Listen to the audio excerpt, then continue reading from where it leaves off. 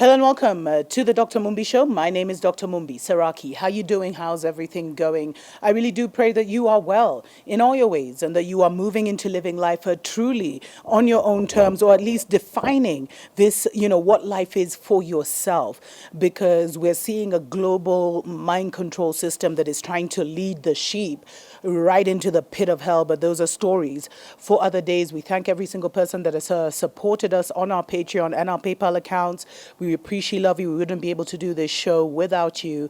Go ahead and consider joining our Patreon for as little as $2 a month. Now, last week we reported about how Trump had said that, he had basically released a statement that many are calling, impersonal, where he said international students who were not taking in-person courses would be deported. And that was set to affect at least a million, if not 1.2 million international students. So the divided states happens to be the country with the highest number of international students, highest population of international students.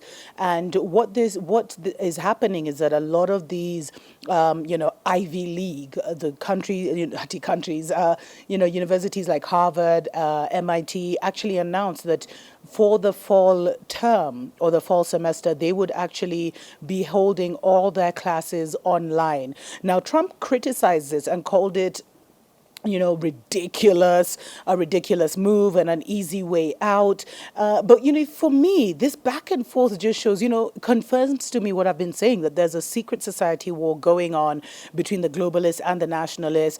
Of course, Trump is part of the nationalist Israel agenda. They've been pushing their thing. And so when we see these war of words playing out in public, it definitely does show a serious tug of war going on behind the scenes. Well, now Harvard and MIT, basically Massachusetts Institute of Technology, as well as John Hopkins University, have actually sued Trump. Harvard and MIT sued Trump like last Wednesday, and then John Hopkins University has just released they've just also instructed their lawyers. And the thing is, these big, international students really pay, because they pay the full fees plus the full board. A lot of the Harvards and these, institutions actually survive, or they thrive because of the money that is brought in by international students. And, a university like Harvard has at least 5,000 international students. Now, the whole situation is actually complicated by the fact that there's no flights going to a lot of these countries, because a lot of, the divided states remains in, lockdown, or countries won't accept them, like the EU has banned travelers from the divided states. So what Harvard said is that the order came down without notice. Its cruelty surpassed only by its recklessness. I love that war of words. It appears that it was designed purposefully to place pressure on colleges and universities to open with on-campus classrooms for in-person instruction this fall without regard to concerns for health and safety or students, instructors, and others. That's what Harvard University President Larry Bacow said. And, visa requirements for students have always been strict, especially, international students coming to the divided states. It's always been an issue. And it's actually been a law that you can't go to the divided states if you're only doing online learning, that you have to have, some kind of in-person courses to be allowed to be in the divided states. But a lot of people saw Trump's move as insensitive, as also trying to push the bug, because you know what? As this secret society war, one of the things they're really fighting against is this corona, and the way that corona, because Trump is trying to avoid having an economic shutdown that would affect his presidency. Let's not forget that an election is coming up very soon, and it's just such a dirty. I swear politics is so dirty, and the population is always the pawns, although they're used in this mental mind control and this herd mentality. easy to be blowing the leaf, like, from one side to the other.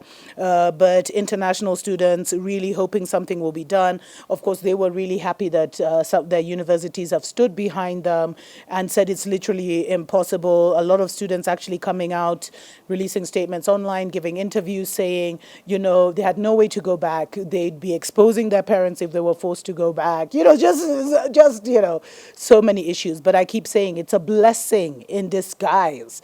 If you're sent home, beloveds, especially our brothers and sisters from Africa, if you're sent home or you happen to already be home and you are hoping for this US, college experience, stay home.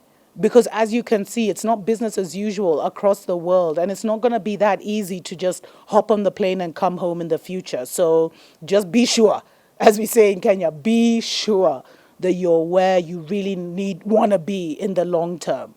Because Babylon is falling and you don't want to fall with it. Tuko pamoja.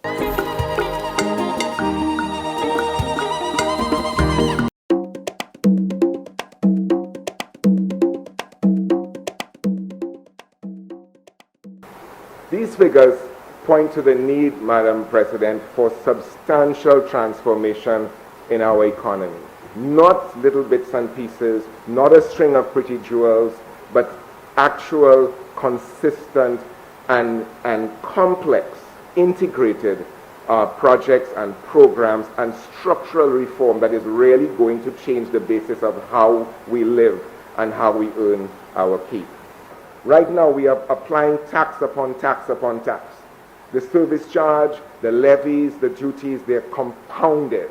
And that is how we get effective duty rates of up to 60% on regular everyday goods. We have to stop that because we are crippling growth in a world where average tariffs are coming down and ours are going up. That's an old colonial strategy of taxing the natives, extracting and transferring wealth out of these islands to other places. We have to stop that. Policymakers estimate that only 15 cents of each tourism dollar remains in the local economy. If so, we need to identify where the other 85 cents is, reduce that leakage, reduce it over time over the next 5 years. That would give our people a greater sense of ownership in this conspicuously expensive lead sector into which we pour so much public support by way of incentives and land and other assets. If we look at the hotel sector, for example, we have several foreign-owned hotels. I'm not sure how their contribution to GDP is measured, but we are aware that the structure of these hotels is such that most of the revenue generated by them end up being booked overseas. What reaches the banking sector here, what reaches our economy, is that minuscule amount which is used to pay wages and to do maintenance on islands. Is it therefore possible that over the years we have not been calculating GDP accurately to reflect really what is generated by those large hotels?